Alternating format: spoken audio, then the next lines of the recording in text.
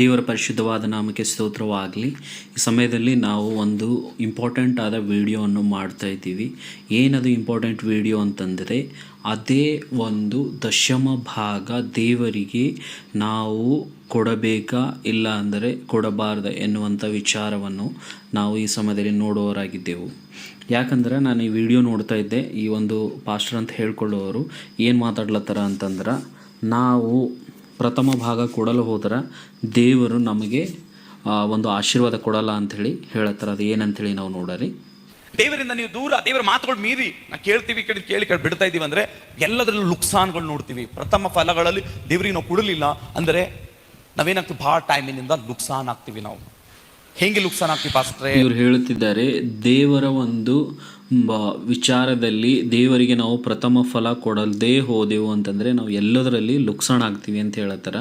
So but ಇದು ಈ ಒಂದು ನಾವು ಹೊಸ ಒಡಂಬಡಿಕೆಯಲ್ಲಿ ಈ ವಿಚಾರವನ್ನು ನಾವು ಎಲ್ಲಿ ಭೀ ನೋಡೋಕ್ಕಾಗಲ್ಲ. ನಾವು ಯಾಕಂದರೆ ಹೊಸ ಒಡಂಬಡಿಕೆದಾಗ ಎಲ್ಲಿ ಭೀ ಯೇಸು ಸ್ವಾಮಿ ಆಗಲಿ, ಯೇಸು ಸ್ವಾಮಿಯ ಶಿಷ್ಯರಾಗಲಿ ಈ ಒಂದು ಆಜ್ಞೆಯನ್ನು ಕೊಟ್ಟಿಲ್ಲ. ಏಕೆಂದರೆ ಇದು ಹಳೆ ಒಡಂಬಡಿಕೆಯ ಮಾತು. ಹಳೆ ಒಡಂಬಡಿಕೆಯಲ್ಲಿ ಅವರು ದೇವರು ಕೊಟ್ಟಂಥ ಒಂದು ಆಜ್ಞೆಗಳಿಗೆ, ಅವರು ದೇವರು ಕೊಟ್ಟಂಥ ಒಂದು ಕಟ್ಟುಪಾಡುಗಳಿಗೆ ಅವರು ಒಳಗಾಗಿದ್ದರು. ಯಾರು? ಇಸ್ರಾಯೇಲಿರು. ಆದರೆ ನಾವು ಈ ಒಂದು ಸಮಯದಲ್ಲಿ ನಾವು ಎಲ್ಲಿದ್ದೆವು ಅಂತಂದರೆ, ನಾವು ಒಂದು ಕೃಪೆ ಕಾಲದಲ್ಲಿದ್ದೆವು. ಯೇಸು ಸ್ವಾಮಿಯು ಎಲ್ಲವೂ ತೀರಿತು, ಎಲ್ಲವೂ ನೆರವೇರಿಸಲ್ಪಟ್ಟಿತು ಅಂಥೇಳಿ ಹೊಸ ಒಡಂಬಡಿಕೆಯಲ್ಲಿ ಎಲ್ಲವನ್ನು ನೆರವೇರಿಸಿದ್ದಾನೆ. ಹಾಗಾದರೆ ನಾವು ಈ ಒಂದು ದೇವರಿಗೆ ನಾವು ಪ್ರಥಮ ಫಲ ಕೊಡದೇ ಇದ್ದರೆ ದೇವ್ರು ನಮಗೆ ಎಲ್ಲದರಾಗ ನುಕ್ಸಾನ್ ಮಾಡ್ತಾನ ಅಂಥೇಳಿ ನಾವು ಈ ವಿಚಾರದಲ್ಲಿ ಹೊಸ ಒಡಂಬಡಿಕೆಯಲ್ಲಿ ಎಲ್ಲೂ ಕೇಳುವುದಿಲ್ಲ. ಆದರೆ ಈ ಒಂದು ಪಾಸ್ಟರ್ ಅನ್ನಿಸಿಕೊಳ್ಳುವವರು ಇವರು ಈ ರೀತಿ ಹೇಳ್ತಾರೆ, ಇದು ಸತ್ಯವೇದಕ್ಕೆ ಇದಕ್ಕೆ ಸಮನಾಗಿ ಕಾಣಿಸುತ್ತಿಲ್ಲ. ಹೆಂಗೆ ನುಕ್ಸಾನ್ ಆಗ್ತೀವಿ ಹೇಳ್ರಿ? ಯಾವಾಗಂದ್ರೆ ದೇವರದು ನಾವು ದೇವ್ರಿಗೆ ಕೊಡಬೇಕಾದಂಥ ವಸ್ತು ಟೈಮ್, ದೇವ್ರಿಗೆ ಕೊಡಬೇಕಾದಂಥ ಆ ಫಲ ನಾವೇ ತಿಂದೀವಿ, ಆಹಾರ ನಾವೇ ತಿಂದೀವಿ ಅಂದರೆ ಆಹಾರ ಏನಾಗ್ತದೆ ಗೊತ್ತಾ? ನಮ್ಮಲ್ಲಿ ಆ ಕೆಲಸ ಮಾಡಲ್ಲ. ನಮ್ಮನ್ನು ಅದನ್ನ ದೇವರದು ನಾವು ತಿಂದೀವಿ ಅಂದ್ರೆ ಹಕ್ಕದಾರರಲ್ಲ ನಾವು. ಅದಕ್ಕೆ ದೇವರು ನಮ್ಮ ಒಂದು ಆಹಾರದ ಮೇಲಾಗಲಿ ಮತ್ತು ದೇವರು ನಮ್ಮ ಒಂದು ವಸ್ತುಗಳ ಮೇಲಾಗಲಿ ಈ ಒಂದು ಹೊಸ ಒಡಂಬಡಿಕೆಯಲ್ಲಿ ನೋಡಬೇಕಾದರೆ ಆ ದೇವರಿಗೆ ನಮ್ಮ ವಸ್ತುಗಳ ಮೇಲೆ, ನಮ್ಮ ದುಡ್ಡಿನ ಮೇಲೆ ಮತ್ತು ನಮ್ಮಲ್ಲಿರುವಂಥ ಪ್ರಥಮ ಫಲದ ಮೇಲೆ ದೇವರಿಗೆ ಇಂಟ್ರೆಸ್ಟ್ ಇಲ್ಲ. ಏಕೆಂದರೆ ಸರ್ವವನ್ನು ಸೃಷ್ಟಿ ಮಾಡಿದ ಆತನು ಸರ್ವವು ಆತನದಾಗಿದೆ. ಆತನು ನಮಗೆ ಕೊಡುವಾತನಾಗಿದ್ದಾನೆ ಹೊರತು ನಮ್ಮಿಂದ ಈ ವಸ್ತುಗಳನ್ನೆಲ್ಲ ಆತನು ತೆಗೆದುಕೊಳ್ಳುವವನಲ್ಲ. ಏಕೆಂದರೆ ದೇವರು ವಸ್ತುಗಳನ್ನು ಆಸೆ ಪಡುವವನಲ್ಲ ಹೊರತು ದೇವರ ವಾಕ್ಯದಲ್ಲಿ ಏನು ಹೇಳುತ್ತದೆ ಅಂತಂದರೆ, ಸಜೀವ ಯಜ್ಞವಾಗಿ ನಿಮಗೆ ನೀವು ನನಗೆ ಅರ್ಪಣೆ ಮಾಡ್ರಿ ಅಂಥೇಳಿ ಈ ಒಂದು ಹೊಸ ಒಡಂಬಡಿಕೆಯಲ್ಲಿ ನೋಡ್ತೀವಿ. ಆದರೆ ಇವ್ರು ಹೇಳ್ತಾ ಇರೋದು ಏನು ಅಂತಂದರೆ, ನೀವು ಪ್ರಥಮ ಫಲ ಕೊಡದೇ ಇದ್ದರೆ ದೇವರ ಆಶೀರ್ವಾದ ನೀವು ನೋಡಲಿರಿ, ನಿಮಗೆ ನುಕ್ಸಾನ್ ಆಯ್ತದೆ ಅಂತ ಹೇಳ್ತಾರೆ. ಬಟ್ ಇದು ಡೆಫಿನೆಟ್ಲಿ ಇದು ದೇವರ ವಾಕ್ಯಕ್ಕೆ ವಿರೋಧವಾದ ಮಾತು. ದೇವರು ಹೇಳಿದ 9 ನಿನಗೆ 10 ನಾನೇನಾದರೂ ಕೊಟ್ಟರೆ 10ರಲ್ಲಿ ನೀನೇನು ಮಾಡು, 9 ನೀನೇ ಇಟ್ಕೊಂಡು 1 ನನಗೆ ಕೊಟ್ಟುಬಿಡು. ಇವ್ರು ಹೇಳ್ತಾ ಇದ್ದಾರೆ, 10ರಲ್ಲಿ 9 ನೀನೇ ಇಟ್ಕೋ, ಅದ್ರಾಗ 1 ಭಾಗ ನನಗೆ ಕೊಡು ಅಂತ ಹೇಳ್ತಾರೆ. ಆದರೆ ಈ ವಿಷಯವನ್ನು ಯೇಸು ಸ್ವಾಮಿ ಆಗಲಿ ಆತನ ಶಿಷ್ಯರಾಗಲಿ ಹೊಸ ಒಡಂಬಡಿಕೆಯಲ್ಲಿ ಎಲ್ಲೂ ಹೇಳಿಲ್ಲ. ಮತ್ತು ನೀವು 10ರಾಗ 1 ಭಾಗ ಕೊಡಲೇಬೇಕು ದೇವರಿಗೆ ಅಂತೇಳಿ ಕಂಪಲ್ಸರಿ ಎಲ್ಲಿ ಭೀ ಮಾಡಿಲ್ಲ. ಆದರೆ ಇವರು ಹಳೆ ಒಡಂಬಡಿಕೆಯ ವಿಚಾರವನ್ನು ತೆಗೆದುಕೊಂಡು ಬಂದು ಇಲ್ಲಿ ಹೇಳ್ತಾ ಇದ್ದಾರೆ. ಆದರೆ ಇದು ಎಷ್ಟು ವಾಕ್ಯಕ್ಕೆ ಸಮಂಜಸವಾಗಿಲ್ಲ. ಪ್ರಥಮ ಫಲ ಅಂತಂದ್ರೆ ಎಲ್ಲ ನೀನು ಕೆಲಸ ಮಾಡಿದ ಫಸ್ಟ್ ಪೇಮೆಂಟ್, ಅದು ಸಭೆಗೆ ತಿಂಗಳ ಸಭೆಗೆ ವರ್ಷ ಅದು ನೀನು ತಂದು ಸೇರಿಸಲೇಬೇಕು. ಇದು ನಾನು ಹೇಳ್ತಾ ಇಲ್ಲ. ಹೌದಾ? ಇವರು ಹೇಳ್ತಾ ಇದ್ದಾರೆ ಪ್ರಥಮ ಫಲ ಅಂತಂದರೆ ನೀವು ತಿಂಗಳಿಗೆ ನಿಮಗೆ ಬಂದಿನ ಪಗಾರು, ಆ ಪಗಾರದಾಗ ನಿಮ್ಮದು 10ರಲ್ಲಿ 1 ಪಾಲು ನೀವು ತಂದು ಕೊಡಲೇಬೇಕು ತಿಂಗಳಿಗೆ ಅಂತ ಹೇಳ್ತಾರೆ. ಈ ವಾಕ್ಯವನ್ನು ಹೊಸ ಒಡಂಬಡಿಕೆಯಲ್ಲಿ ನಾವು ಮತ್ತಾಯನು ಬರೆದ ಗ್ರಂಥದಿಂದ ಪ್ರಕಟಣೆ ತನಕ ಎಲ್ಲಿ ಹುಡುಕಿದ್ರೂ ನಮಗೆ ಸಿಗಲ್ಲ. ಆದರೆ ಇವ್ರು ಯಾಕೆ ಈ ರೀತಿ ಹೇಳ್ತಾ ಇದ್ದಾರೆ ಎಂದು ನಿಮ್ಮೆಲ್ಲರಿಗೂ ಅರ್ಥವಾಗಿದೆ ಎಂದು ನಾನು ಅಂದುಕೊಳ್ಳುತ್ತೇನೆ. ಇದು ನಾನು ಹೇಳೋ ಕರ್ತವ್ಯ ಇದೆ, ಇದನ್ನ ನಡಿಬೇಕು ನಡಿಬಾರ್ದಮ್ಮ ನಿಮ್ಮ ಡಿಸೈಡ್. ಇಲ್ಲ ಪಾಸ್ಟರ್ ಯಾಕೆ ಹಿಂಗೆ ಹೇಳ್ತಾ ಇದ್ದೀರಿ, ಯಾಕೆ ಹೇಳ್ತಾ ಇದ್ದೀರಿ ಅಂತಲ್ಲ, ವಾಕ್ಯ ಇದೆ, ಗಮನ ಇದೆ, ಸಮಯ ಇದೆ. ಚಳಿಗಾಲದಲ್ಲಿ ಒಂದು ಸೀಸನ್, ಮಳೆಗಾಲದ ಒಂದು ಸೀಸನ್, ಬೇಸಿಗೆ ಕಾಲದ ಒಂದು ಸೀಸನ್, ಪ್ರತಿ ಒಂದೊಂದು ಸೀಸನ್ ಇದೆ. ಆದ್ರೆ ದೇವರು ನಿಯಮ ಮಾಡಿದ್ದಾನೆ, ಇದು ಬೈಬಲಲ್ಲಿ ಬರೆದು ಕಳಿಸಿದ್ದಾನೆ. ಯಾಕೆ ಬೈಬಲ್ ಜನರಿಗೆ ಭೂಮಿ ಮೇಲೆ ಕೊಟ್ಟನು, ಯಾಕೆ ದೇವರಿಗೆ ವಾಕ್ಯಗಳು ಕೊಟ್ಟನು ಗೊತ್ತಾ? ಈ ವಾಕ್ಯಗಳು ಕಾಯ್ಕೊಂಡು ನಡೆದವರು ನಾಶವಾಗಬಾರ್ದು. ಈ ವಾಕ್ಯಗಳು ಯಾರು ಕಾಯ್ಕೊಂಡು ನಡೀತಾರೋ ಅವ್ರಿಗತ್ತೂ ನಾಶವಾಗಲ್ಲ. ಇದನ್ನ ಬಿಟ್ಟುಕೊಟ್ಟು ನಡೆದವನಿಗೆ ನಾಶ ಇದೆ, ಬರ್ಕತ್ತಿಲ್ಲ, ಹಾಳಾಗ್ತದೆ, ದಂಡ ಬೀಳ್ತದೆ, ದೋಷ ಬೀಳ್ತದೆ. ಆ ಹಾಸ್ಪಿಟಲ್ ಪ್ರಥಮ ಫಲ ದೇವರಿಗೆ ಒಯ್ದುಕೊಳ್ಳಿಲ್ಲ, ಹಾಸ್ಪಿಟಲ್ ಒಯ್ದು ಹಾಕ್ತೀವಿ, ಮೆಡಿಕಲ್ ಒಯ್ದು ಹಾಕ್ತೀವಿ, ಎಲ್ಲೋ ಖರ್ಚು ವೆಚ್ಚ ಹಾಕ್ತೀವಿ, ಎಲ್ಲೋ ಒಂದು ಬೇಕಾದಂತ ಡ್ರೆಸ್ ಒಳಗಡೆ ನಾವು ವ್ಯರ್ಥವಾದ ಜನರಿಗೆ ಹೋಗಿ ನಮ್ಮ ಕೈಯಿಂದಲೇ ಹಾಳು ಮಾಡ್ಬಾರ್ದು. ಇವರು ಹೇಳುವುದು ನಿಜವಾಗಿದ್ದರೆ, ಇವರು ಹೇಳ್ತಾ ಇದ್ದಾರೆ 10ರಲ್ಲಿ ನಾವು ಒಂದು ಭಾಗ ದೇವರಿಗೆ ಕೊಡಲಿಲ್ಲ ಅಂತಂದರೆ ನಾವು ಹಾಸ್ಪಿಟಲ್ಗೆ ಹಾಕ್ತೀವಿ, ಇಲ್ಲ ಅಂದರೆ ನಾವು ಅದು ಅನೇಕ ಒಂದು ನಾಶವಾಗ್ತದ, ನಮಗೆ ಲುಕ್ಸಣ ಆಗ್ತದ ಅಂತ ಹೇಳತ್ತಾರ. ಹಾಗಾದರೆ ಯೇಸು ಸ್ವಾಮಿನೇ ನಂಬಿಲ್ಲ. ಯೇಸು ಸ್ವಾಮಿ ಅಂದರೆ ಯಾರಂತ ಗೊತ್ತಿಲ್ಲದ ಅನೇಕ ಜನರಿದ್ದಾರೆ. ಅವರು ಎಷ್ಟು ಒಂದು ಶ್ರೀಮಂತವಾಗಿ ಆರೋಗ್ಯದಿಂದ ಸಂತೋಷದಿಂದ ಇದ್ದಾರೆ. ಅವರು 10ರಲ್ಲಿ ಒಂದು ಭಾಗನೂ ಕೊಡ್ತಾ ಇಲ್ಲ, ಆದರೂ ಕೂಡ ಅವರು ಎಷ್ಟೊಂದು ಸಂತೋಷ ಆನಂದದಿಂದಿದ್ದಾರೆ. ಹಾಗಾದರೆ ಅವ್ರು ಹೇಗೆ ಆನಂದದಿಂದಿದ್ದಾರೆ ಆ ಒಂದು ಮಾತು ಈ ಪಾಸ್ಟ್ರೇ ತಿಳಿಸ್ಬೇಕು. ಯಾಗೊತ್ತಾ, ದೇವ್ರಿಗೆ ಹೋಗಬೇಕಾದಂತ ಫಲ, ದೇವ್ರಿಗೆ ಹೋಗಬೇಕಾದಂತ ಫಲ ಅದು ದೇವರಿಗೆ ಹೋಗ್ಲಿಲ್ಲ ಅಂದ್ರೆ ಅದರ ರಿಟರ್ನ್ ಏನಾಗ್ತದೆ, ಎಲ್ಲಿಂದ ಬಂತೋ ಬೇರೆ ಹಾದಿಯಿಂದ ಹುಡುಕ್ತದೆ, ಆಶೀರ್ವಾದ ಬಿ ಸಿಗಲ್ಲ, ಮತ್ತೆ ಆಗೋತಿನ ಟೈಮ್ ಫಲವು ಸೈತಾನ್ ಬಲ ತಗೊಂಡು. ಇವರು ಹೇಳುತ್ತಿರುವುದು 100ಕ್ಕೆ 100 ವಾಕ್ಯಕ್ಕೆ ವಿರೋಧವಾದದ್ದು. ದೇವರಿಗೆ ನಾವು ಕೊಡಲಿಲ್ಲ ಅಂತಂದರೆ ದೇವರು ನಮಗೆ ಆಶೀರ್ವಾದ ಕೊಡಲ್ಲ ಎಂದು ಇವರು ಹೇಳುತ್ತಿದ್ದಾರೆ. ಆದರೆ ಅದು 100ಕ್ಕೆ 100 ದೇವರ ವಾಕ್ಯಕ್ಕೆ ವಿರೋಧವಾದದ್ದು. ಏಕೆಂದರೆ ದೇವರು ನಮಗೋಸ್ಕರ ಈ ಲೋಕಕ್ಕೆ ಬಂದು ತನ್ನ ರಕ್ತವನ್ನು ಸುರಿಸಿ ತನ್ನ ರಕ್ತದಿಂದ ನಮ್ಮನ್ನು ಆತನು ಖರೀದಿ ಮಾಡಿಕೊಂಡಿದ್ದಾನೆ ಎಂದು ನಾವು ವಾಕ್ಯದಲ್ಲಿ ನೋಡುತ್ತೇವೆ. ಆದರೆ ಇವರು ಹೇಳುತ್ತಿರುವುದು ಏನು ಅಂತಂದರೆ, ನೀವು ದೇವರಿಗೆ ನೀವು 10ರಲ್ಲಿ ಭಾಗ ಕೊಟ್ಟರೆ ದೇವರು ನಿಮಗೆ ಆಶೀರ್ವಾದ ಮಾಡ್ತಾನೆ, ಇಲ್ಲಾಂದರೆ ಮಾಡಲ್ಲ ಎಂದು ಇವರು ಹೇಳುತ್ತಿದ್ದಾರೆ. ಆದರೆ ದೇವರು ನಮಗೋಸ್ಕರ ಆಲ್ರೆಡಿ ತನ್ನ ರಕ್ತವನ್ನು ಸುರಿಸಿ ನಮ್ಮನ್ನು ಖರೀದಿ ಮಾಡಿಕೊಂಡಿದ್ದಾನೆ. ಆತನ ಆಶೀರ್ವಾದ ಮತ್ತು ಆತನ ಕೃಪೆಯನ್ನು ನಮ್ಮ ಮೇಲೆ ಇಟ್ಟಿದ್ದಾನೆ. ಹೊಸ ಒಡಂಬಡಿಕೆ ನಮಗೆ ಒಂದು ಕೃಪೆಯ ಮಾತನ್ನು ಹೇಳುತ್ತದೆ ಮತ್ತು ನಮ್ಮ ಆತ್ಮಿಕವಾದ ಜೀವನದ ಬಗ್ಗೆ ಮಾತನಾಡುತ್ತದೆ. ಆದರೆ ಈ ಒಂದು 10ರಲ್ಲಿ ಒಂದು ಪಾಲು ಮತ್ತು ನಿಮ್ಮ ಒಂದು ಪ್ರಥಮ ಫಲ ಕೊಡ್ರಿ ಎಂದು ನಾವು ಹೊಸ ಒಡಂಬಡಿಕೆಯಲ್ಲಿ ಎಲ್ಲೂ ನೋಡಲು ಸಿಗುವುದಿಲ್ಲ. ಬೈಬಲ್ ಬರೆದ ಮಲ್ಲಕಿ ಗ್ರಂಥದಲ್ಲಿ 3ನೇ ಅಧ್ಯಾಯದಲ್ಲಿ ಏನಂತ, ಯಾವಾಗ ದೇವರಿಂದ ನಾವು ಕದ್ದುಕೊಳ್ಳುತ್ತೀವೋ ಏನು ಬಿ ನಾವು ಇದು ಮುಚ್ಚಿಟ್ಕೋತೀವಿ ನೋಡಿ, ಕೊಳ್ಳಲ್ಲ ಮಾಡಲ್ಲ ಅಂತ ನಾವು ಮುಚ್ಚಿಟ್ಕೋತೀವಿ ಏನಂತ, ಹುಳನೂ ಬರ್ತದಂತೆ, ಹುಳ. ಆ ಹುಳನ ಮನುಷ್ಯನಿಗೆ ಹತ್ತಂದ್ರೆ ಅದು ಕಣ್ಣಿಗೆ ಕಾಣಲ್ಲ. ಈಗ ನಿಮ್ಮ ಬೆನ್ನ ಮೇಲೆ, ನಿಮ್ಮ ಶರ್ಟ್ ಮೇಲೆ, ನಿಮ್ಮ ಬಟ್ಟೆಗಳ ಮೇಲೆ, ನಿಮ್ಮ ತಲೆ ಮೇಲೆ, ನಿಮ್ಮ ಕೂದಲುಗಳ ಮೇಲೆ ಯಾವುದೋ ಹುಳ ಓಡಿಡ್ತಂದ್ರೆ ಅದನ್ನ ಕೈದಾಗ ಹಿಡಿದು ಬಿಸಾಕ್ಬೋದು. ಆದ್ರೆ ಈ ಒಂದು ಹುಳನ ಮಲ್ಲಕ್ಕಿ ಗ್ರಂಥದಲ್ಲಿ ದೇವರು ತೋಳ್ತಾ ಓದಿಸಿದ್ರು. Thank you God. ಮಲ್ಲಕ್ಕಿ ಗ್ರಂಥದಲ್ಲಿ ಅದ್ರ ಒಳಗಡೆ ಆ ಹುಳನ ನುಂಗು ಹುಳನ ಮಾತ್ರ ಬಂದಾಗ ನಮ್ಮ ಬರ್ಕತ್ ಹಾಳು ಮಾಡ್ತದೆ. ಸಾಲ, ಟೆನ್ಷನ್, ಬಿಸ್ನೆಸ್ ಲಾಸ್, ಕುಟುಂಬದ ಎಲ್ಲ ವ್ಯರ್ಥ ಬಾಳ್ಬಿ ಪೇಮೆಂಟ್ ಇರ್ತದೆ. ಆ ಮನುಷ್ಯ ಶಾಂತಿ ಇರಲ್ಲ, ಬಾಳ್ಬಿ ಸಮೇತ. ಓದಿ, ನರ ಮನುಷ್ಯನು ದೇವರಿಂದ ಕದ್ದುಕೊಳ್ಳಬಹುದೇ? ನರ ಮನುಷ್ಯನು ಅಂದ್ರೆ ನಾವು, ನೀವು ನನ್ನಿಂದ ಕದ್ದುಕೊಂಡಿದ್ದೀರಿ, ನಿನ್ನಿಂದ ಏನು ಕದ್ದುಕೊಂಡಿದ್ದೇವೆ ಎಂದು ಕೇಳ್ತೀರೋ? ದಶಮ ಭಾಗ ನನಗೋಸ್ಕರ ಪ್ರತ್ಯೇಕಿಸಬೇಕಾದ ಪದಾರ್ಥ ಇವುಗಳನ್ನೇ. ನೀವು ಅಂದರೆ ನಿಮ್ಮ ಈ ಜನಾಂಗಗಳವರೆಲ್ಲ ನನ್ನಿಂದ ಕದ್ದುಕೊಳ್ಳೋರಾದ ಕಾರಣ ಶಾಪಗ್ರಸ್ತರಾದಿರಿ. ಅದಕ್ಕೆ ಶಾಪಗ್ರಸ್ತರಾದವರು. ಇದು ಯಾರಿಗಿದೆ ವರ್ಡು? ಈ ವಾಕ್ಯಗಳು ಕೇಳಲಾರ್ದವನಿಗೆ.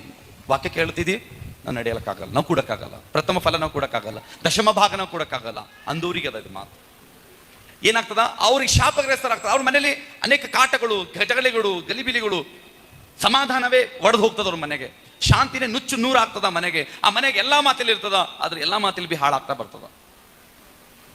ಒಂದು ಕಡೆಯಿಂದ ಬರ್ತಾನೆ ಇರ್ತಾವ, ಒಂದು ಕಡೆಯಿಂದ ಅದು ಹೋಗ್ತಾನೆ ಇರ್ತದ.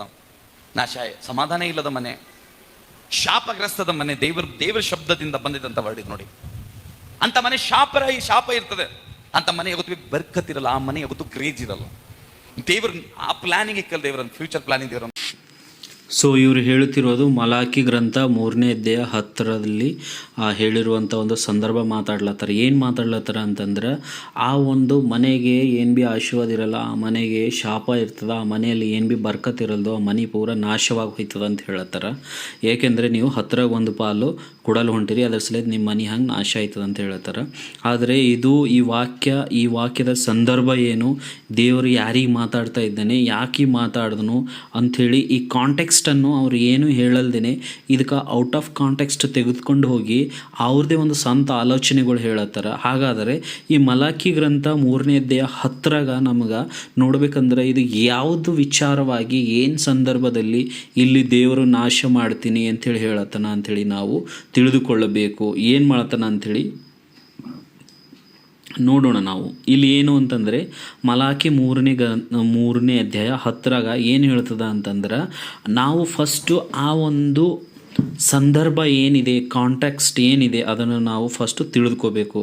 ಏನು ತಿಳಿದುಕೋಬೇಕು ಅಂತಂದರೆ, ದೇವ್ರ ಒಂದು ವಾಕ್ಯಗಳು ಏನಿದ್ದಾವೆ ಅಂತಂದರೆ ಆ ವಾಕ್ಯಗಳು ಪ್ರತಿ ಸರ್ತಿ ಅದರಲ್ಲಿ ದೇವ್ರ ವಾಕ್ಯದಲ್ಲಿ ಮಾತಾಡಿರ್ತಕ್ಕಂಥ ಪ್ರತಿಯೊಂದು ಮಾತುಗಳು ಎಲ್ಲರಿಗೂ ಅನ್ವಯಿಸ್ತಾವಂತ ನಾವೇನಾದರೂ ಅಂದ್ಕೊಂಡ್ರೆ ಅದು ಶುದ್ಧ ತಪ್ಪಾಗಿರ್ತದೆ. ಯಾಕಂತಂದರೆ ಆ ಒಂದು ಸಮಯದಲ್ಲಿ ಆ ಜನರಿಗೆ ಆ ಒಂದು ಮಾತುಗಳನ್ನು ಆಡಿದರು, ಆ ಒಂದು ಜನರಿಗೆ ಆ ಮಾತುಗಳನ್ನು ತಿಳಿಯಪಡಿಸಿದರು ಅಂತೇಳಿ ನಾವು ಆ ಒಂದು ಸಂದರ್ಭವನ್ನು ಓದಿದಾಗ ಅದನ್ನು ನಾವು ನಮ್ಮ ಜೀವಿತದಲ್ಲಿ ಕೊಳ್ಳಬಾರ್ದ ಅಂಥೇಳಿ ನಾವು ಆಮೇಲೆ ನಮಗೆ ಗೊತ್ತಾಗುತ್ತದೆ. ಹಾಗಾದ್ರೆ ನಾವು ನೋಡಬೇಕಾದ್ರೆ ಈ ಮಲಾಕಿ ಗ್ರಂಥದಲ್ಲಿ ದೇವರು ನಾನು ನಿಮಗೆ ಶಾಪ ಮಾಡ್ತೀನಿ, ನಿಮಗೆ ನಾಶ ಮಾಡ್ತೀನಿ ಎಂದು ಯಾರಿಗೆ ಹೇಳ್ತಾ ಇದ್ದಾರೆ, ಯಾಕೆ ಹೇಳಿದ್ರು ಅಂಥೇಳಿ ನಾವು ಈ ಸಂದರ್ಭ ನೋಡ್ಬೇಕಂತಂದರೆ ಅಲ್ಲಿ ಈ ಮಾತು ದೇವರು ಯಾರಿಗೆ ಹೇಳ್ತಾ ಇದ್ದಾನೆ ಅಂತಂದರೆ ಇಸ್ರಾಯೇಲರಿಗೆ ಹೇಳ್ತಾ ಇದ್ದಾನೆ. ಇಸ್ರಾಯೇಲರಿಗೆ ಯಾಕೆ ಹೇಳತ್ತಂದ ದೇವರು ಅಂತಂದ್ರೆ ಅವರು ಅಲ್ಲಿ ದೇವರಿಗೆ ಅವರು ವಿಧೇಯರಾಗಿ ನಡೆಯಲು ಹೊಂಟಿದ್ರು. ಅವರು ದೇವರ ಮಾತುಗಳಿಗೆ ಅವರು ಅವಿಧೇಯತೆ ತೋರಿಸ್ಲತ್ತಿನ ಸಲೇದು ದೇವರು ಅವರಿಗೆ ಈ ಮಾತುಗಳು ಹೇಳಿದನು. ಏನು ಅಂತಂದರೆ ದೇವರು ಅವರಿಗೆ ಕೆಲವೊಂದು ಅವರಿಗೆ ಆ ಒಂದು ಕಟ್ಟಳೆಗಳನ್ನು ಕೊಟ್ಟಿದ್ದನು. ಇದಿದು ನೀವು ಫಾಲೋ ಮಾಡಿರಿ, ಇದಿದು ಮಾಡಿರಿ ಅಂಥೇಳಿ ದೇವರು ಅವರಿಗೆ ಕೆಲವೊಂದು ಕಟ್ಟಳೆಗಳು ಕೊಟ್ಟಿದ್ದನು. ಏನು ಅಂತಂದರೆ ಅದರಲ್ಲಿ ಆ ಕಟ್ಟಳೆಗಳಲ್ಲಿ ಆ ಒಂದು ಆರ್ಡರ್ಗಳಲ್ಲಿ ಇದು ಒಂದಾಗಿದ್ದಿತ್ತು. ಯಾವುದು ಅಂತಂದರೆ 10ರಲ್ಲಿ 1 ಪಾಲು ನೀವು ಕೊಡಲೇಬೇಕು ಅಂತಕ್ಕಂಥದ್ದು ಇದು ದೇವರು ಅವರಿಗೆ ಕೊಟ್ಟಿದ್ದನು. ಯಾಕಿದು ಹೇಳಿದನು ದೇವರು, ಯಾಕೆ ನೀವು 10ರಲ್ಲಿ 1 ಪಾಲು ನೀವು ಕೊಡಲೇಬೇಕು ನೀವು ದೇವರಿಗೆ ಅಂತ ಯಾಕೆ ಹೇಳಿದನು ಅಂತಂದ್ರೆ ಆಗಿನ ಸಮಯದಲ್ಲಿ ದೇವರ ಒಂದು ಸೇವೆಯನ್ನು ಮಾಡ್ತಕ್ಕಂಥವ್ರು ಲೇವಿಯವರು ಮತ್ತು ಅಲ್ಲಿ ಕೆಲಸ ಮಾಡ್ತಿರುವವರು ಅವರು ಏನಾಗಿದ್ರು ಅಂತಂದ್ರೆ ಅಷ್ಟೊಂದು ಅವ್ರು ಶ್ರೀಮಂತ ಆಗಿದ್ದಿದ್ದಿಲ್ಲ. ಅವರು ಕಂಪ್ಲೀಟಾಗಿ ಇವ್ರು ಕೊಡ್ತಕ್ಕಂಥ 10ರಲ್ಲಿ 1 ಪಾಲು ದಶಮ ಭಾಗದ ಮೇಲೆ ಡಿಪೆಂಡ್ ಆಗಿದ್ದರು. ಅವರ ಒಂದು ಜೀವನ ನಡೆಸಬೇಕಾದ್ರೆ ಇವರು ಕೊಟ್ಟಂಥ ಈ 10ರ 1 ಪಾಲದ ಮೇಲೇ ಅವ್ರ ಜೀವನ ನಡೀತಾ ಇತ್ತು. ಯಾರು ಯಾಜಕರು ಮತ್ತು ಲೇವಿಯರಾಗಿರಲಿ ಅವರು ಅನೇಕರಿಗೆ ಸಹಾಯ ಮಾಡ್ತಾಯಿದ್ರು. ಇವರು ಕೊಟ್ಟಂಥ 10ರ 1 ಪಾಲು ತಗೊಂಡು ವಿಧವೆಯವರಿಗಾಗಿರಲಿ ಮತ್ತು ಬೇರೆ ಪರದೇಶದವರಾಗಿರಲಿ ಮತ್ತು ಇನ್ನು ಅನೇಕ ರೀತಿಯಾದ ಒಂದು ಅನಾಥ ಆಶ್ರಮಗಳಿಗಾಗಿರಲಿ ಅವರು ಸಹಾಯ ಮಾಡ್ತಾಯಿದ್ರು. ಅದಕ್ಕೋಸ್ಕರ ದೇವರು ಈ ಒಂದು 10ರಲ್ಲಿ 1 ಪಾಲನ್ನು ಅವರಿಗೆ ನೀವು ಕೊಡಲೇಬೇಕು, ಕೊಟ್ಟರೆ ದೇವರು ನಿಮಗೆ ಆಶೀರ್ವಾದ ಮಾಡುತ್ತಾನೆ, ಇಲ್ಲ ಅಂದರೆ ನಿಮಗೆ ದೇವರ ಶಾಪ ಇರ್ತದೆ ಅಂಥೇಳಿ ಆ ಒಂದು ಇಸ್ರಾಯೇಲ್ ಜನರಿಗೆ ದೇವರು ಈ ಒಂದು ಆರ್ಡ್ರನ್ನು ಕೊಟ್ಟಿದ್ದನು. ಆದರೆ ಆ ಜನರು ತಮ್ಮ 10ರಾಗ 1 ಪಾಲು ಕೊಡಲ್ದೇ ದೇವ್ರಿಗೆ ಅವಿಧೇಯರಾಗಿ ನಡ್ಕೊಳ್ತಾ ಇದ್ದರು. ನಡ್ಕೊಂಬ ಟೈಮಿನಾಗ ದೇವ್ರು ಏನು ಮಾಡಿದ್ರು ಅಂತಂದರೆ ಅವ್ರು ಈ ಥರ ದೇವ್ರಿಗೆ ವಿರುದ್ಧವಾಗಿ ಪಾಪ ಮಾಡ್ತಾ ಇದ್ದಾರೆ ಅಂಥೇಳಿ ದೇವ್ರಿಗೆ ಗೊತ್ತಾದಾಗ ಅವ್ರ ಪಾಪದಿಂದ ಪಶ್ಚಾತ್ತಾಪ ಪಡ್ಲಿ ಅಂಥೇಳಿ ದೇವರು ಅವರಿಗೆ ಈ ಮಾತುಗಳನ್ನು ಹೇಳ್ತಾನೆ. ಏನು ಅಂತಂದರೆ ನೀವು ಮಾಡಲ್ಲ, ನರ ಮನುಷ್ಯನು ನನ್ನಿಂದ ಕದ್ದುಕೊಳ್ಳಬಹುದೇ. ಓದಿಸಿಟ್ಟು ಬಿಟ್ಟು ಮುಂದಿನ ವಚನದನ್ನ ನನ್ನ ಆಲಯವು ಆಹಾರ ಶೂನ್ಯವಾಗದಂತೆ ನೀವು ದಶಮಾಂಶವನ್ನು ಯಾವತ್ತು ಭಂಡಾರಕ್ಕೆ ತೆಗೆದುಕೊಂಡು ಬನ್ನಿರಿ. ನಾನು ಪರಲೋಕದ ದ್ವಾರವನ್ನು ತೆರೆದು ನಿಮ್ಮಲ್ಲಿ ಸ್ಥಳ ಹಿಡಿಯಲಾಗದಷ್ಟು ಸುವರವನ್ನು ಸುರಿಸುವನೋ ಇಲ್ಲವೋ ನನ್ನನ್ನು ಹೀಗೆ ಪರೀಕ್ಷಿಸಿರಿ. ಇದು ಸೇನಾಧೀಶ್ವರದ ಯೆಹೋವನ ನುಡಿ. ನುಂಗುವ ಹುಳವನ್ನು ನಾನು ನಿಮಗೆ ತಡೆಯುವನು. ಅದು ಬ್ಯಾಕ್ ಹೋಗಿ ನುಂಗುವ ಹುಳವನ್ನು ನಾನು ನಿಮಗಾಗಿ ತಡೆಯುವೆನು. ಸಾಕಷ್ಟೇ. ಹುಳ, ಇದು ಹುಳದ ಬಗ್ಗೆ ಮಾತನಾಡ್ತದೆ ವಚನ. ನಿಮಗಾಗಿ ಹುಳನ ಬರ್ತದಂತೆ, ಅದನ್ನ ತಡೆತೇನೆ. ಯಾವಾಗ ತಡಿತಾನೆ ದೇವರು? ನೀನು ದಶಮ ಭಾಗ ದೇವರಲ್ಲಿ ತಂದು ಕೊಟ್ಟಾಗ, ದೇವರ ಆಜ್ಞೆಗಳು ಕೈದಾಗ, ನಿಮ್ಮ ಪ್ರಥಮ ಫಲ ದೇವರಿಗೆ ಸಮರ್ಪಣೆ ಮಾಡಿದಾಗ, ದೇವರ ವರ್ಡ್ ನಾನು ಕೇಳ್ಕೊಂಡು ಅದರಂತೆ ನಡೆದಾಗ ಅದನ್ನ ನಿನಗೆ ಖಾಲಿ ಮಾಡಿಕೊಡಲ್ಲ. ನಾನು ಗೊತ್ತಿಬ್ಬಿ ಆ ಹುಳನ ಏನು ಹತ್ತಿದೆಯೋ ಆ ಹುಳ ಮೈಯಲ್ಲಿ ಎಲ್ಲಾದ್ರೂ ಇದ್ರೆ ಅದನ್ನ ಏನಾಗ್ತದ ಕಂಡುಹಿಡಿಬಹುದು, ತೆಗೆದು ಬಿಸಾಕ್ಬಹುದು. ಆದ್ರೆ ಆ ಒಂದು ಹುಳ ಅದು ಡಾಕ್ಟರಿಗೂ ಸಿಗಲ್ಲ, ಮನುಷ್ಯನಿಗೂ ಸಿಗಲ್ಲ, ಯಾರ ಕಣ್ಣಿಗೂ ಸಿಗಲ್ಲ, ಒಂದೇ ದೇವರ ಕಣ್ಣಲ್ಲಿ ಸಿಗ್ತದೆ. ಏನು ಮಾಡ್ರಿ ಅಂತಂದರೆ ನಿಮ್ಮದು ಸಂಪೂರ್ಣವಾದ ನಿಮ್ಮದು ಒಂದು ಕಾಳುಗಳಾಗಿರಲಿ, ನಿಮ್ಮ ಏನೇನಿದೆ, ಏನೇನು ಫಲಗಳಿವೆ ಅವೆಲ್ಲ ದೇವ್ರಿಗೆ ಸಂಪೂರ್ಣ ತೊಗೊಂಬರ್ರಿ. ಯಾಕಂತಂದ್ರೆ ಇಲ್ಲಿ ಇಡತೈಲಿ ಇಲ್ಲಿ ಅವು ನೀವು ಎಲ್ಲಿಟ್ಟಿರಿ ಅಲ್ಲೇ ಏನಾಗೋಯ್ತಾವೆ, ಹಾಳಾಗೋಯ್ತಾವೆ, ನೀವು ತರಲು ಹೋದಿರಿ ಅಂಥೇಳಿ ದೇವರು ಅವರಿಗೆ ಹೇಳ್ತಾನೆ. ಸೊ ಅದ್ರ ಸಲೇದು ದೇವರು ಅವ್ರಿಗೆ ಏನು ಹೇಳ್ತಾನೆ ಅಂತಂದರೆ ಈ ಮಲಾಕಿ ಗ್ರಂಥದಾಗ ಏನು ಹೇಳ್ತಾರೆ ಅಂದರೆ, ನಿಮಗೆ ನಾ ಇನ್ನೊಂದು ಚಾನ್ಸ್ ಕೊಳ್ಳತ್ತಿದ್ದೀನಿ. ಏನು ಚಾನ್ಸ್ ಕೊಳ್ಳತ್ತಿದ್ದೀನಿ ಅಂತಂದರೆ, ನೀವು ಏನಾರ ನಿಮ್ದೆಲ್ಲ ಒಂದು 10ರ 1 ಪಾಲು ಮತ್ತು ನಿಮ್ಮಲ್ಲಿ ಇರ್ತಕ್ಕಂಥ ಪ್ರಥಮ ಫಲ ನೀವೆಲ್ಲ ನೀವೆಲ್ಲ ತಗೊಂಡು ಬಂದಿರಿ ಅಂತಂದರೆ ನಾ ಏನು ಮಾಡ್ತೀನಿ, ನೀವು ಪಶ್ಚಾತ್ತಾಪ ಪಟ್ಟರೆ ನಾನು ನಿಮಗೆ ನಾನು ಆಶೀರ್ವಾದ ಮಾಡ್ತೀನಿ ಅಂಥೇಳಿ ದೇವರು ಈ ಮಾತು ಯಾರಿಗೆ ಹೇಳ್ತಾ ಇದ್ದಾನೆ ಅಂತಂದರೆ ಇಸ್ರಾಯೇಲರಿಗೆ ಹೇಳ್ತಾ ಇದ್ದಾನೆ. ಇಸ್ರಾಯೇಲರು ದೇವರಿಗೆ ಅವಿಧೇಯರಾಗಿ ನಡೆದುಕೊಂಡದಕ್ಕಾಗಿ ದೇವರು ಅವರಿಗೆ ಹೇಳ್ತಾ ಇದ್ದಾನೆ. ಆದರೆ ಈ ಒಂದು ಮಲಾಕಿ ಗ್ರಂಥ 3ನೇ ಅಧ್ಯಾಯ 10 ಇದು ಈಗಿನ ಒಂದು ಕ್ರೈಸ್ತರಿಗೆ ಕೂಡ ಈ ಮಾತು ಅನ್ವಯ ಆಗ್ತದ, ಕ್ರೈಸ್ತರು ಕೂಡ ಇದು ಫಾಲೋ ಮಾಡಬೇಕಾ ಅಂಥೇಳಿ ನಾವು ನೋಡ್ಬೇಕಂತಂದ್ರೆ ಅಲ್ಲಿ ತುಂಬ ಒಂದು ದೊಡ್ಡದೊಂದು ಬ್ರಿಡ್ಜ್ ಥರ ಇದೆ. ಏನು ಬ್ರಿಡ್ಜು ಅಂತಂದರೆ ಹಳೆ ಒಡಂಬಡಿಕೆ, ಅದು ಆ ಒಂದು ಆಜ್ಞೆ ಕೊಟ್ಟಿರ್ತಕ್ಕಂಥದ್ದು ಇಸ್ರಾಯೇಲರಿಗೆ. ಯಾಕೆ ಕೊಟ್ಟಿದ್ರು ಅಂತಂದ್ರೆ ಅಲ್ಲಿರ್ತಕ್ಕಂಥ ಲೇವಿಯರಿಗಾಗಿರಲಿ, ವಿಧಿಯರಾಗಿರಲಿ ಮತ್ತು ಅನಾಥರಿಗಾಗಿರಲಿ ಸಹಾಯ ಆಗಲಿ ಅಂಥೇಳಿ ದೇವರು ಆ ಒಂದು ಆಜ್ಞೆಯನ್ನು ಕೊಟ್ಟಿದ್ದನು.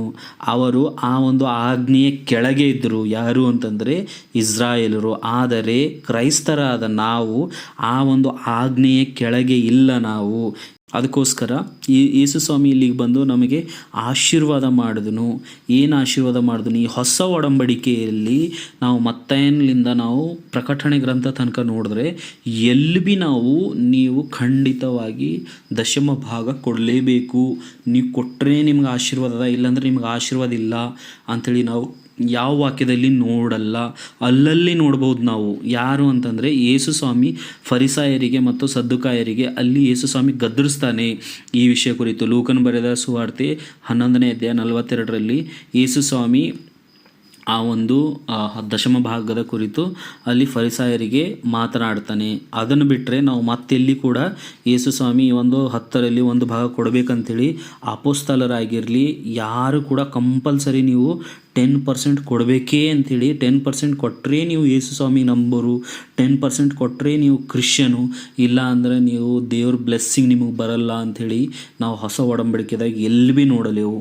ಆದರೆ ಈ ಒಂದು ಪಾಸ್ಟರ್ ಯಾಕೆ ಹೇಳತ್ತಾರ, ಇದರಿಂದ ಇವ್ರಿಗೇನು ಲಾಭ ಅದ ಅಂಥೇಳಿ ನಾವು ತಿಳಿದುಕೊಳ್ಳಬೇಕು. ದೇವರು ನಮಗೋಸ್ಕರ ಆತನು ತನ್ನ ಸ್ವಂತ ರಕ್ತವನ್ನು ಸುರಿಸಿ ನಮ್ಮನ್ನು ಖರೀದಿ ಮಾಡಿಕೊಂಡಿದ್ದಾನೆ. ನಾವು ಆತನನ್ನು ರಕ್ಷಕನ ಒಡೆಯನೆಂದು ನಾವು ನಂಬಿದರೆ ನಮಗೆ ಈ ಲೋಕದಲ್ಲಿರುವಂಥ ಪ್ರತಿಯೊಂದು ಆತನು ಪೂರೈಸುವನಾಗಿದ್ದಾನೆ. ನಮಗೆ ಆಶೀರ್ವಾದದ ಮಳೆ ಕೂಡ ಆತನು ಸುರಿಸುವ ಆತನಾಗಿದ್ದಾನೆ. ಅದಕ್ಕೋಸ್ಕರ ಈ ರೀತಿಯಾದ ಒಂದು ಬೋಧನೆಯನ್ನು ನೀವು ಅರ್ಥ ಮಾಡಿಕೊಳ್ಬೇಕು. ಇದು ಯಾವ ವಿಚಾರ ಕುರಿತು ಮಾತನಾಡ್ತಾ ಇದ್ದಾರೆ ಅಂಥೇಳಿ ನೀವು ತಿಳಿದುಕೊಳ್ಳಬೇಕು. ಯೇಸು ಸ್ವಾಮಿ ಕ್ಲಿಯರಾಗಿ ಹೇಳಿದ್ದಾನೆ. ಏನು ಹೇಳಿದಾನಂತಂದರೆ ನೀವು ನಿಮ್ಮನ್ನು ಸಜೀವ ಯಜ್ಞವಾಗಿ ನನಗೆ ಅರ್ಪಿಸ್ರಿ ಎಂದು ಹೇಳಿದಾನೆ ಹೊರತು ನೀವು 10ರಲ್ಲಿ 1 ಪಾಲು ನನಗೆ ಕೊಡ್ರಿ, ಕಂಪಲ್ಸರಿ ಕೊಟ್ಟರೆ ನಿಮಗೆ ಲಾಭ ಇದೆ, ಇಲ್ಲಾಂದರೆ ಇಲ್ಲ ಅಂಥೇಳಿ ದೇವರು ಎಲ್ಲೂ ಹೇಳಿಲ್ಲ.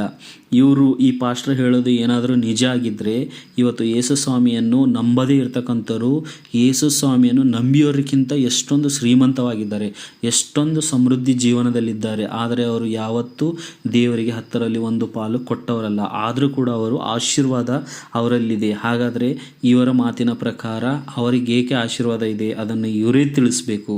ಅದಕ್ಕೋಸ್ಕರ ಈ ಒಂದು ಮಾತಿಗೆ ಭಯಪಡಬೇಡಿರಿ. ಏಕೆಂದರೆ ಯೇಸು ಸ್ವಾಮಿ ಬಡವ, ವಿಧವೆ ಮತ್ತು ಒಬ್ಬ ಶ್ರೀಮಂತನು ಕಾಣಿಕೆ ಹಾಕಬೇಕಾದ್ರೆ ಅಲ್ಲಿ ಯೇಸು ಸ್ವಾಮಿ ಮೆಚ್ಚಿಕೊಂಡಿರುವ ಕಾಣಿಕೆ ಯಾರ್ದು ಅಂತಂದರೆ ವಿಧವೆ ಕೊಟ್ಟಿರೋದು ತುಂಬ ಜಾಸ್ತಿ ಕೊಟ್ಟಿದ್ದಾಳೆ ಅಂಥೇಳಿ ಯೇಸು ಸ್ವಾಮಿ ಹೇಳ್ತಾರೆ.